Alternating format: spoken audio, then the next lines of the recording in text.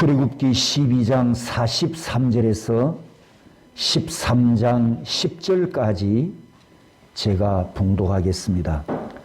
여호와께서 모세와 아론에게 이르시되 유월절 규례는 이러하니라. 이방 사람은 먹지 못할 것이나 각 사람이 돈으로 산 종은 할례를 받은 후에 먹을 것이며 거류인과 타국 품꾼은 먹지 못하리라. 한 집에서 먹되 그 고기를 조금도 집 밖으로 내지 말고 뼈도 꺾지 말지며 이스라엘 회중이 다 이것을 지킬지니라. 너희와 함께 거류하는 타국인이 여호와의 유월절을 지키고자 하거든 그 모든 남자는 할례를 받은 후에야 가까이하여 지킬지니 곧 그는 본토인과 같이 될 것이나 할례 받지 못한 자는 먹지 못할 것이니라. 본토인에게나 너희 중에 거류하는 이방인에게 이 법이 동일하니라 하셨으므로 온 이스라엘 자손이 이와 같이 행하되 여호와께서 모세와 아론에게 명령하신 대로 행하였으며 바로 그날에 여호와께서 이스라엘 자손을 그 무리대로 애굽 땅에서 인도하여 내셨더라. 여호와께서 모세에게 일러 이르시되 이스라엘 자손 중에서 사람이나 짐승을 막론하고 태에서 처음 난 모든 것은 다 그렇게 구별하여 내게 돌리라. 이는 내 것이니라 하시니라.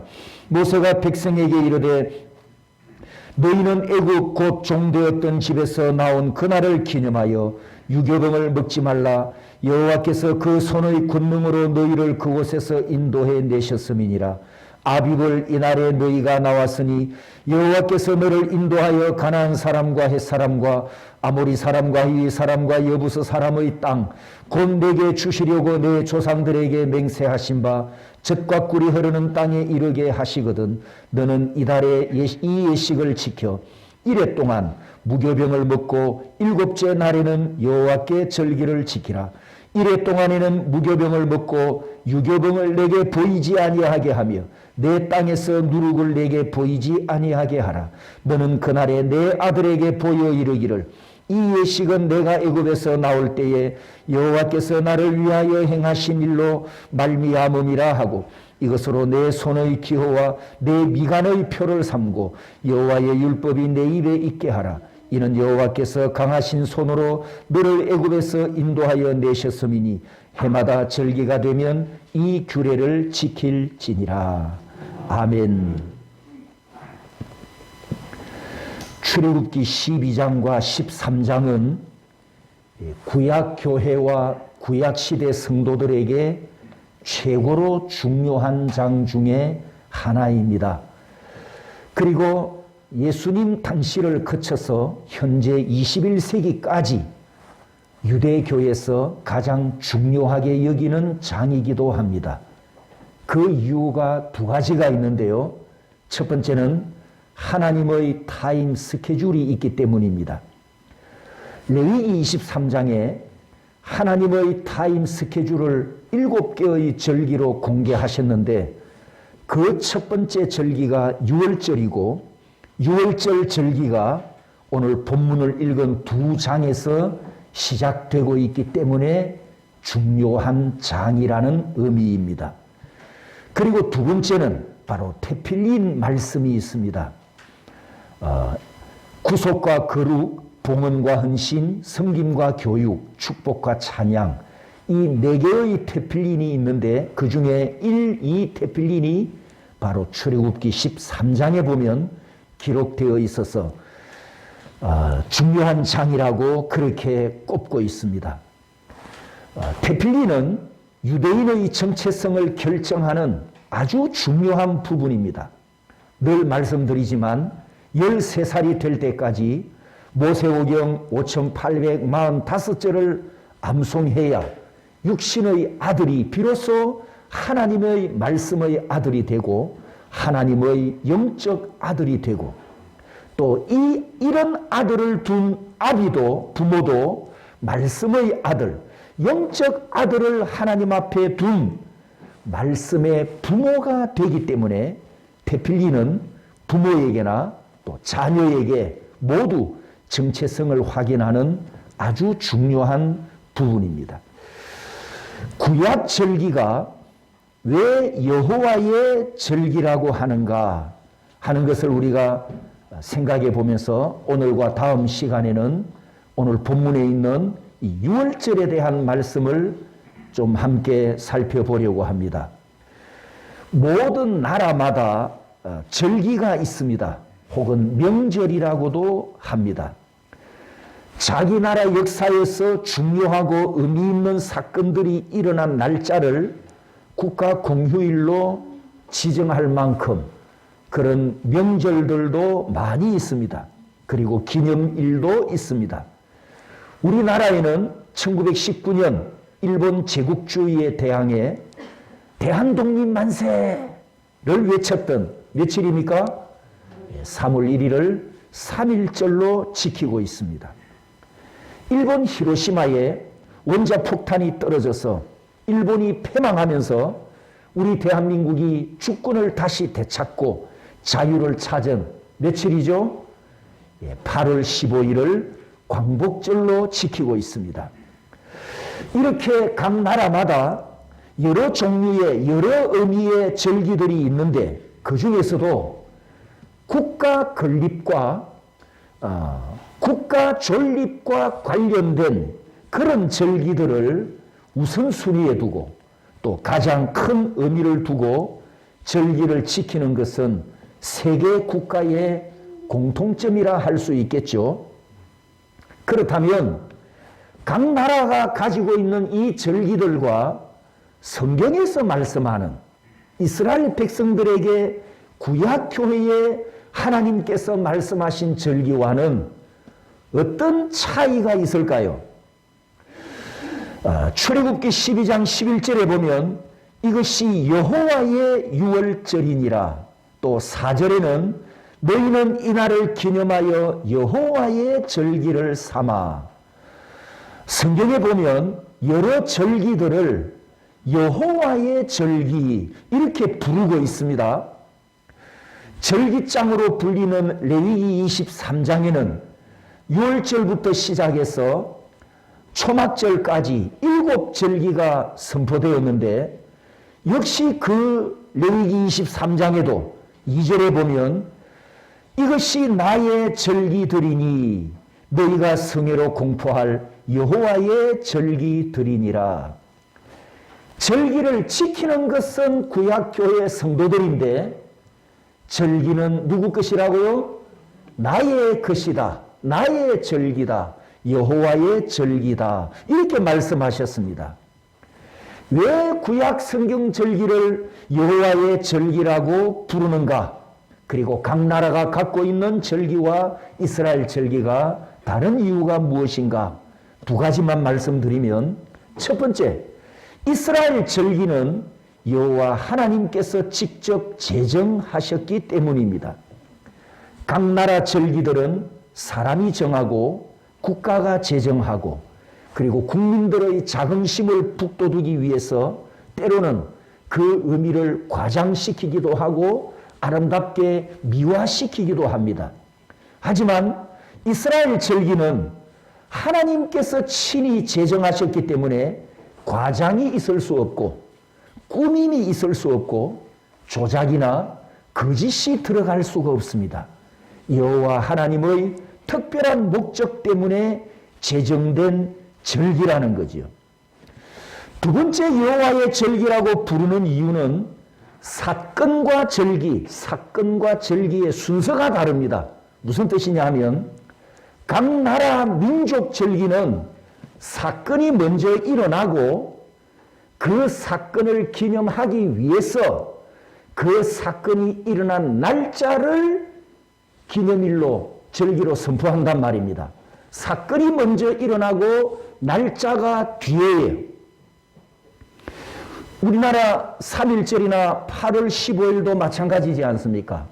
대한독립 만세를 불렀기 때문에 그 후에 3월 1일이 3.1절이 되었잖아요.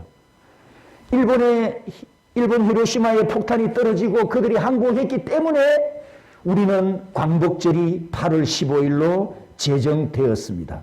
그런데 구약 성경에 있는 절기는 순서가 다릅니다. 하나님께서 절기를 먼저 제정하시고 그 절기에 맞추어서 사건이 일어납니다. 자, 오늘 우리가 지금 출애굽기 12장과 13장에 나오는 유월절 절기도 마찬가지입니다. 출애굽기 12장 1절에서 28절까지 하나님께서 유월절 절기를 이렇게 기념해라, 이렇게 지켜라, 이것을 다 제정하신 후에 그 다음에 29절에서 31절까지 보면 따라서 합니다. 그 밤에 무슨 사건이 일어났습니까? 애굽의 장자와 짐승의 첫 새끼가 죽음의 심판을 받습니다. 하지만 히브리 민족들은 집집마다 어린 양의 피를 뿌려놓았기 때문에 죽음의 재앙에서 구원받고 그 후에 그날 밤에 애굽을 떠나는 구원을 받았기 때문에 이 구원을 기념하기 위해서 먼저 유월절이 제정되었다는 겁니다. 그리고 2절에 보면 이 달을 너희에게 달의 시작 곧 해의 첫 달이 되게 해라. 그리고 14절에 이 날을 기념하여 여호와의 절기를 삼아라. 애굽의 장자들이 죽었던 그날 밤, 이스라엘 백성들이 애굽을 떠났던 그날 밤, 이 사건이 먼저 있었다는 거예요. 그런데 그 사건 이전에 하나님께서 이 날을 기념해라, 나의 절기다, 먼저 절기를 제정하셨다는 겁니다. 그러니 이 말씀들은 곧 애굽에서 구원받을 것이니, 너희들이 애굽에서 구원받을 것이니 이 달이 새 첫 달이 되게 해라. 그리고 구원을 기념하기 위해서 유월절 절기를 지켜라. 이렇게 명령하시는 것을 우리가 보게 됩니다. 구약 성경에 있는 절기, 우리가 절기라고 합니다만 이 절기에는 두 가지 뜻이 담겨져 있습니다. 첫 번째 의미는 히브리 원어로 하그라고 하는데, 이 하그는 우리말로 춤춘다, 또 순환한다, 이런 축제의 의미가 담겨 있는 단어입니다. 매년 반복해서 돌아오는 절기이고, 또 모든 가족들이 절기에 함께 모이고, 이스라엘 공동체가 이 절기에 한 마음으로 모여서 여호와를 경배하며 축제로 보내는 즐거운 절기, 그것이 바로 하그 절기입니다. 두 번째 의미는 따라서 봅니다. 모에드. 레위기 23장에는 나의 절기들, 여호와의 절기들, 이 모에드라는 단어를 썼는데, 이 모에드의 뜻은 특별하게 정해진 시간, 이런 의미를 가지고 있습니다. 즉, 이 절기 속에 여호와의 목적과 계획과 뜻을 가진 정해진 시간이기 때문에 사람이 시간과 날짜를 바꿀 수가 없고, 또 절기에 담겨있는 하나님의 뜻이 반드시 이루어지는 그런 의미의 절기입니다. 우리가 신약 성경에 가보면 예수님께서도 아버지 하나님께서 정해놓으신 절기, 즉 모에드, 이 절기의 타임 스케줄을 맞추어서 공생의 사역을 시작하신 것을 보게 됩니다. 요한복음 2장 4절과 8절에 보면 내 때, 여자여 나와 무슨 상관이 있나이까? 내 때가 아직 이르지 아니하였나이다. 8절에는 너희는 명절에 올라가라, 내 때가 아직 차지 못하였으니. 이때 이 때는 두 가지 뜻을 가지고 있는데 호라와 카이로스라는 두 헬라어입니다. 그런데 뜻은 정해진 시간, 정해진 때, 이런 이 의미를 가지고 하나님의 구속사에 계획해 놓으신 하나님의 시간을 나타내는 단어들입니다. 예수님께서 내 아버지 하나님께서 정해진 시간, 특별하게 정해진 시간, 구약에는 아까 모에드라고 했죠. 하나님께서 정하신 카이로스가, 때가 아직 되지 않았다, 이렇게 주님께서 말씀하시면서 예수님의 공생에도 하나님의 시간에 맞추어서 구속사역을 이루어 가시는 것을 우리가 보게 됩니다. 성도 여러분, 하나님께서 하나님의 시간 계획표를 왜 만드셨을까요? 그것은 하나님의 목적과 하나님의 계획과 하나님의 뜻을 이루기 위함입니다. 그래서 구약 칠대 절기에 담겨 있는 의미를 보면 이것을 우리가 쉽게 더 이해할 수 있습니다. 자, 제가 6월절 그러면 여러분은 뒤에 그리스도의 죽음 이렇게 한번 외쳐봅니다.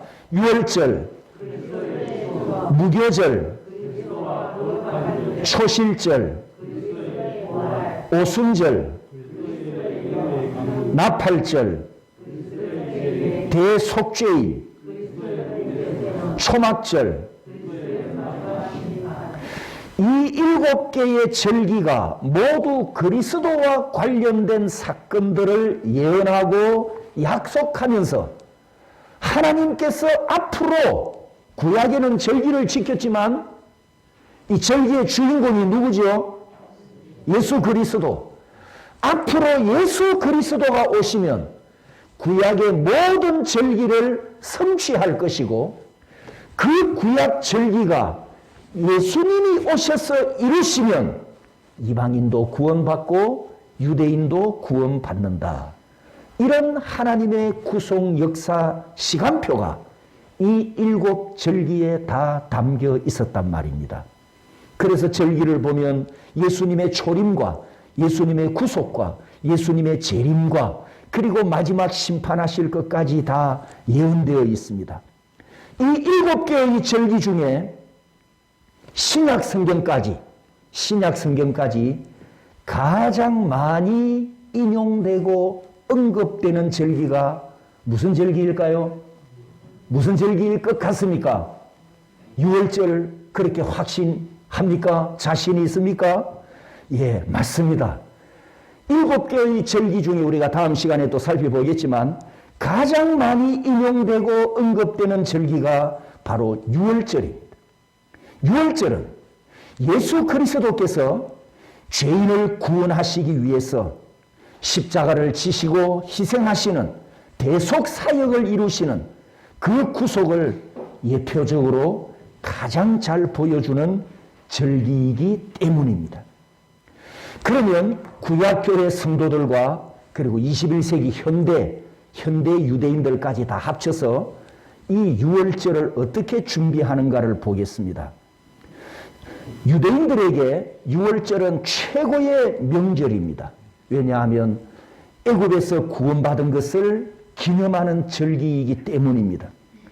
여러분 지금은 다 이래 마트나 시장에 가서 사옵니다만 옛날에 우리 어머님들은 추석과 설날이 다가오면 집에서 손으로 다 준비했지 않습니까?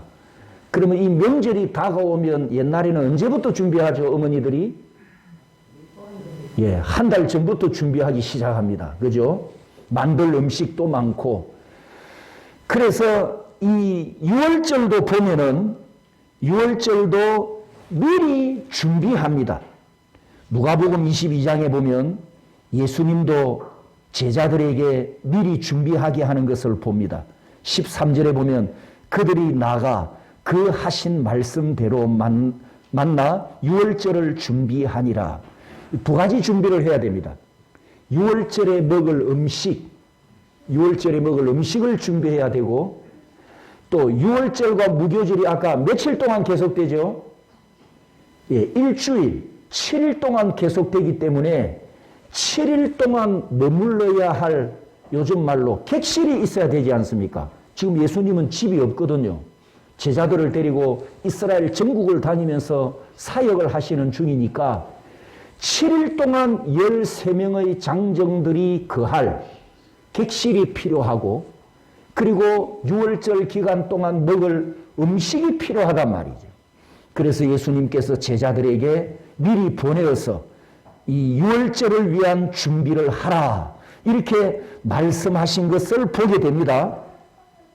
그러면 현재 유대인들이 이 6월절을 어떻게 준비하는가를 몇 가지 사례를 드리면요. 6월절을 지키기 위해서 제일 중요하게 준비하는 것 중에 하나가 시작할 때 6월절 절기가 시작될 때 준비하는 것 중에 하나가 바로 집안에 있는 누룩을 찾아서 제거하는 겁니다. 누룩. 출애굽기 12장 2절에 출애굽 한 달이 새해 첫 달이 되게 하라 이 말씀대로 유대 달력으로 니산월이라고도 하고 아빕월이라고도 합니다만 이 첫째 달 니산월 1월 14일이 안식일이고 유월절입니다.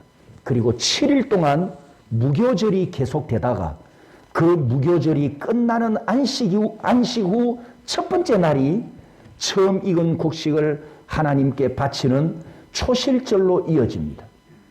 그런데 이 유월절과 무교절을 위해서 가장 분주하게 준비하는 일이 집안에 있는 누룩을 전부 찾아내어서 제거하는 작업이라고 합니다.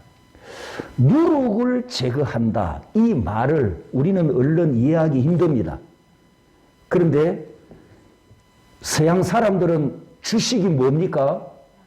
빵이잖아요. 빵 속에 뭐가 들어가죠? 그렇습니다. 잘 아시네요. 그들은 주식이 빵이기 때문에 밀가루로 만드는 모든 요리에는 누룩이 필히 들어갑니다.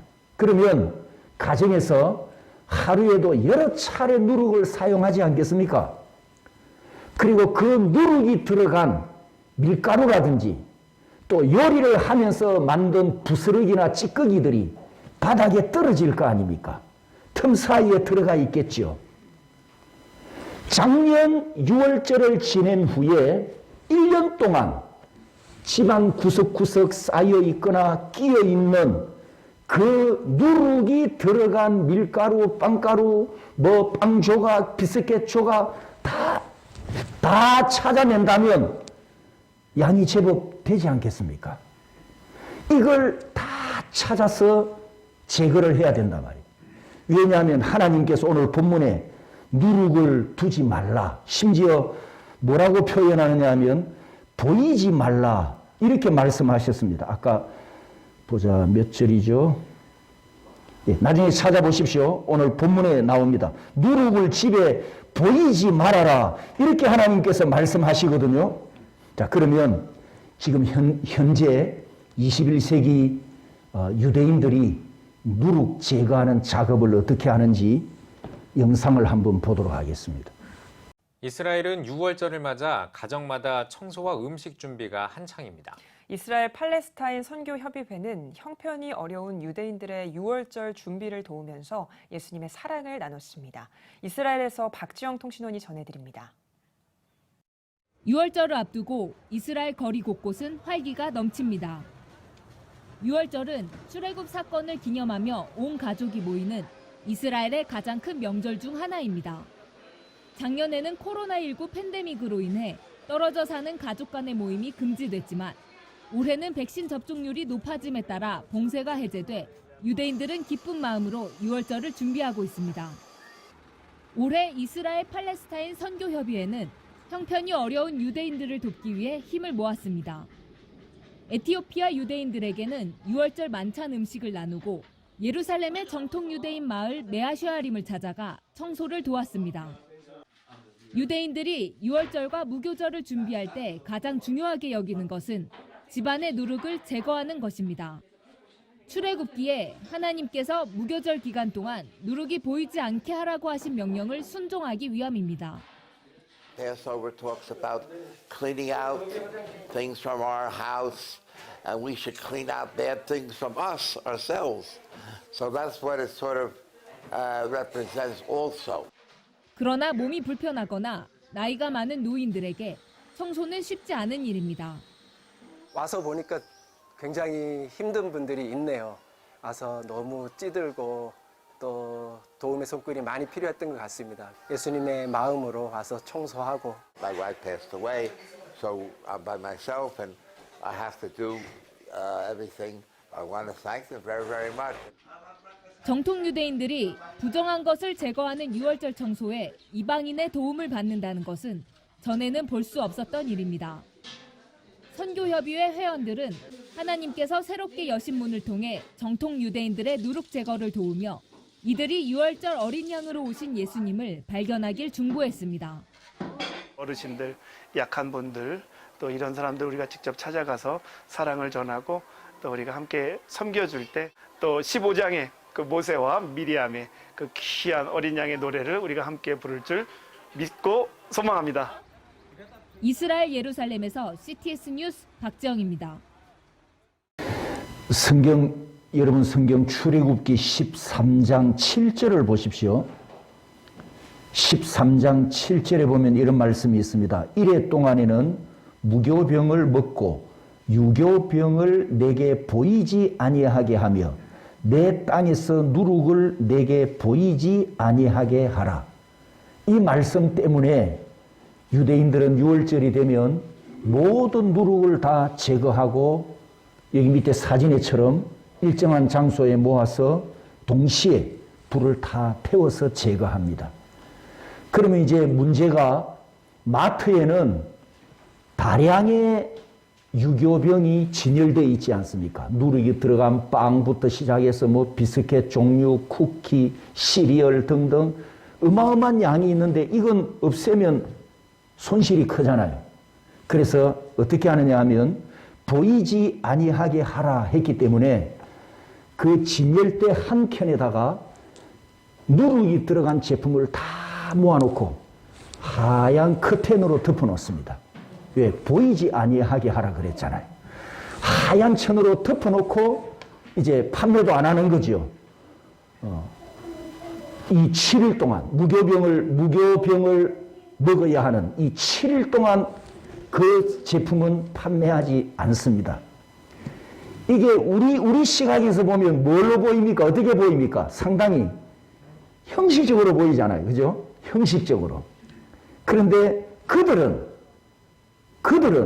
아직 예수님이 안 왔으니까, 유대인들에게는 아직 예수가 안 왔으니까 구약 성경 그대로 철저하게 지금 지키고 있다는 이런 자부심을 갖고 있다는 거죠. 방금 보신 영상은 요즘 있는 일인데 이제 집안 청소를 못하는 그 유대인들을 위해서 우리 한국 그리스도인들과 선교사들이 가서 대신 누룩을 제거하는 청소를 해주면서 서로 접촉점을 지금 찾는 거예요. 그렇게 해서 그리스도의 사랑을 전하고 그리스도를 증거할 수 있는 기회를 삼기 위해서 지금 이렇게 이스라엘 현지에서는 진행이 되고 있다고 합니다. 아무튼 이 니산을 1월 14일 아침이 되면 예루살렘 성전에 사람들이 잘 보이는 곳에 2개의 진설병을 가지런히 올려놓았다가 그 진설병 1개를 치우면 그 시간부터 누룩이 들어간 음식을 먹지 말아라. 그 신호가 된답니다. 그러고 나서 제사장이 나머지 1개까지 다 치우고 나면 그때는 모든 이스라엘 땅에서 여기 불태우는 것처럼 누룩을 미리 모아두었다가 저 장소에 모아두었다가 그 시간에 일제히 불태우라는 그런 신호가 된다고 합니다. 자, 이스라엘 백성들은, 유대인들은 예수가 아직 안 왔기 때문에 그들이 출애굽기 말씀대로 지킨다라고 말을 하지만, 그러면 우리는 어떻게 해야 됩니까? 우리는 누룩을 제거하라, 누룩이 보이지 않게 하라는 이 말씀이 우리에게는 어떤 교훈을 줍니까? 자, 고린도 교회를 한번 가보겠습니다. 고린도전서 5장 6절 7절에 보면 너희가 자라하는 것이 옳지 아니하도다. 적은 누룩이 온 덩어리에 퍼지는 것을 알지 못하느냐. 너희는 누룩 없는 자인데 새 덩어리가 되기 위하여 묵은 누룩을 내버리라. 우리의 유월절 양 곧 그리스도께서 희생되셨느니라. 이 말씀에서 누룩은 영적으로 부정한 것과 영적으로 더러운 것, 사람들이 범할 수 있는 모든 죄악을 누룩이라 이렇게 지금 표현합니다. 여러분이 고린도 교회 문제를 잘 알고 있듯이 이 고린도 교회는 죄악의 누룩이 심각하게 퍼져 있었지요. 우상숭배와 귀신과 교제하는 것과 음행과 서로 담을 지어서 싸우는 것과 이 고린도 교회를 교회라고 할 수 없는 세상 사람들이 모여있는 집단과 똑같은 그런 모습을 보이는 죄악들이 교회 안에 만연해 있었습니다. 누룩과 같이 아주 작은 죄가 이 교회 안에 들어와서 수많은 성도들에게 퍼져나갔는데도 고린도 교회는 이것을 바로잡고 교회의 거룩성을 회복하기 위해서 어느 누구도 나서서 앞장서서 헌신하는 사람이 없었습니다. 그래서 바울 사도가 이렇게 지금 책망하는 겁니다. 이 교회, 고린도 교회 안에 있는 더러움과 부패함과 죄악들을 책망하면서 누룩으로 지금 비유합니다. 적은 누룩이 모든 반죽을 발효시키는 것처럼 이 고린도 교회의 영적 상태가 마치 발효된 반죽, 부풀어 올라버린 반죽처럼 죄악이 만연해 있음을 이렇게 지금 책망하는 말씀이죠.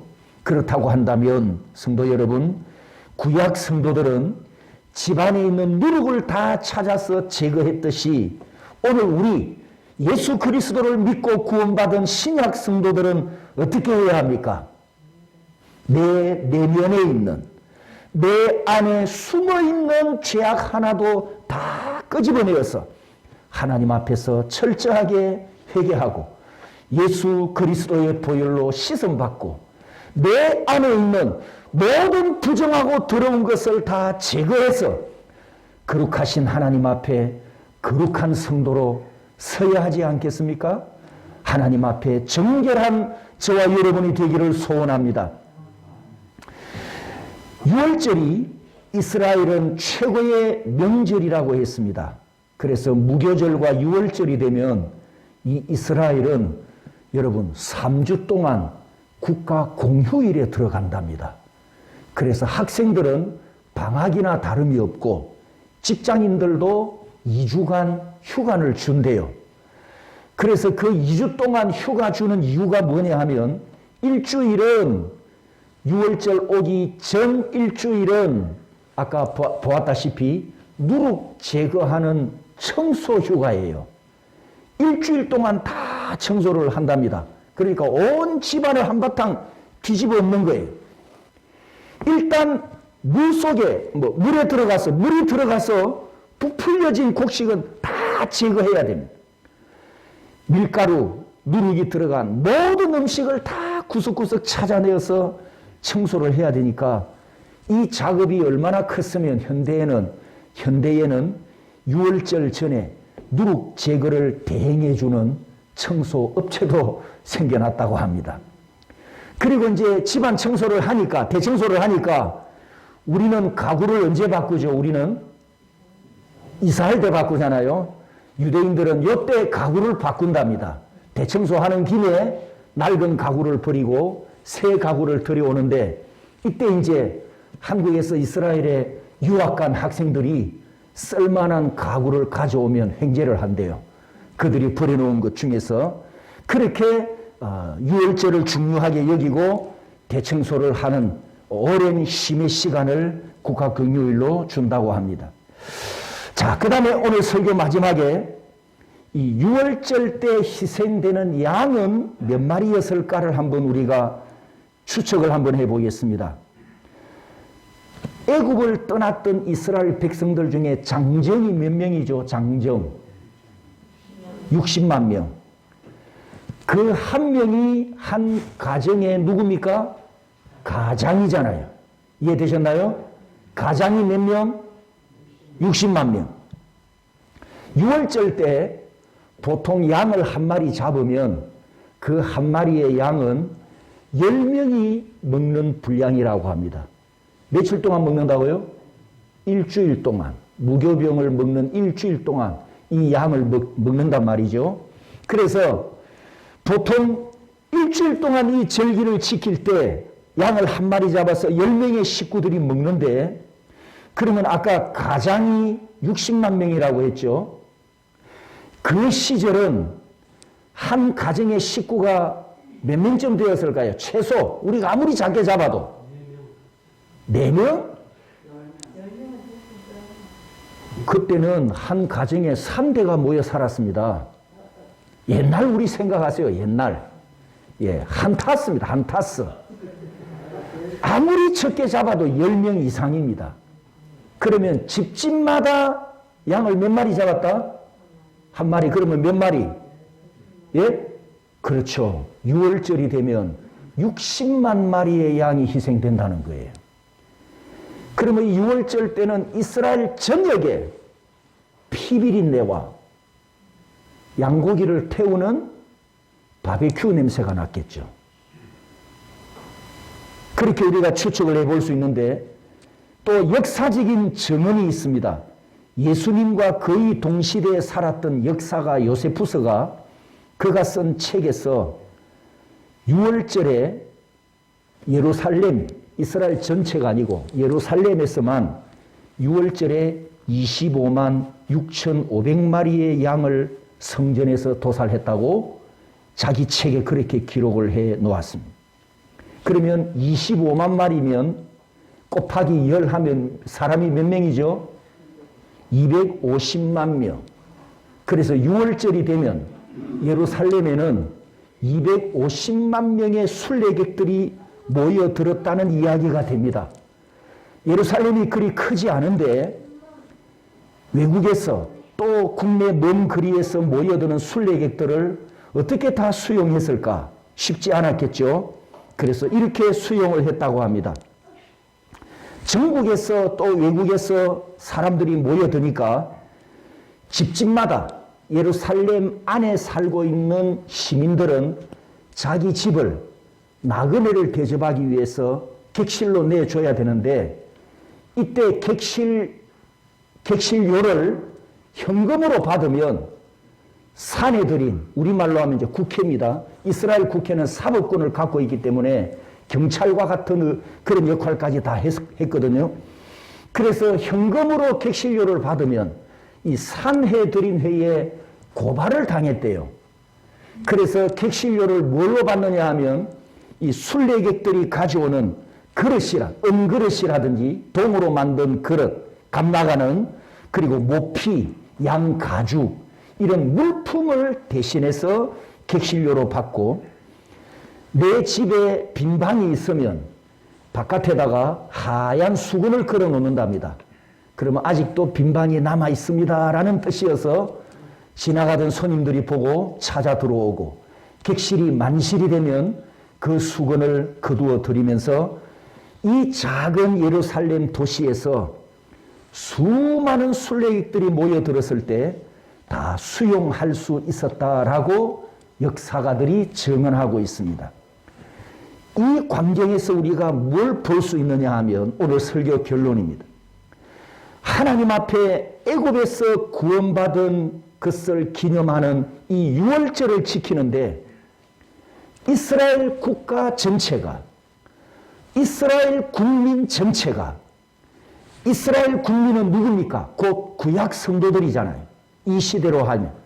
이 구약 시대에 이스라엘 국민 전체가, 모든 구약 성도들이 한 덩어리가 되었어. 따라서입니다. 한 덩어리. 한 덩어리. 다 함께 6월절을 지키는 공동체성을 우리가 보게 됩니다. 로마서 11장 16절에 이런 말씀이 있습니다. 지난 시간에 말씀드렸는데요. 제사하는 처음 익은 곡식 가루가 그러한 적 떡덩이도 그러하고 뿌리가 거룩한 적 가지도 그러하니라. 로마서 11장은 종말에 있을 이방인 구원과 유대인 구원에 대한 말씀이라고 지난번에 설교를 했었습니다. 여기 16절에 처음 익은 곡식과 뿌리는 구약교회 성도를 의미하고 떡덩이와 가지는 신약교회, 우리를 의미합니다. 그러면서 두 시대 성도들이 예수 그리스도 안에서 구원받으면 따라서 합니다. 거룩한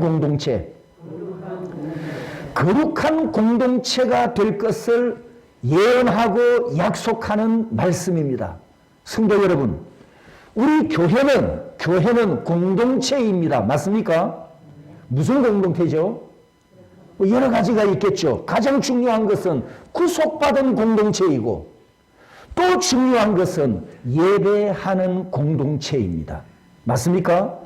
그러므로 우리는 언제나 하나여야 합니다.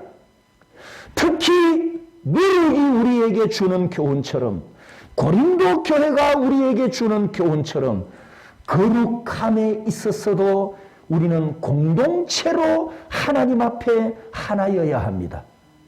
거룩함에 있어서도 우리는 다 하나가 되어야 합니다. 에베소서 4장 3절에서 6절까지 말씀을 보면 우리가 경외하는 하나님은 한 분이시고 우리가 믿는 믿음도 하나이고 우리를 구원하신 주님도 한 분이시고 우리가 받은 세례도 하나이고 우리가 갖고 있는 소망도 하나입니다. 그러므로 우리는 언제나 하나여야 합니다. 왜? 다 함께 예수 그리스도로부터 구속을 받았기 때문입니다. 우리는 다 함께 한 영으로 하나님을 아버지라 고백하고 하나님께 경배와 찬양을 올려드리기 때문에 우리는 공동체, 구원받은 공동체, 하나님을 예배하는 공동체, 우리는 언제나 하나여야 합니다. 한 덩어리 하나가 되어서 하나님 앞에 사랑의 관계로 아름답게 서 있는 아름다운 교회가 되기를 주님의 이름으로 축복합니다.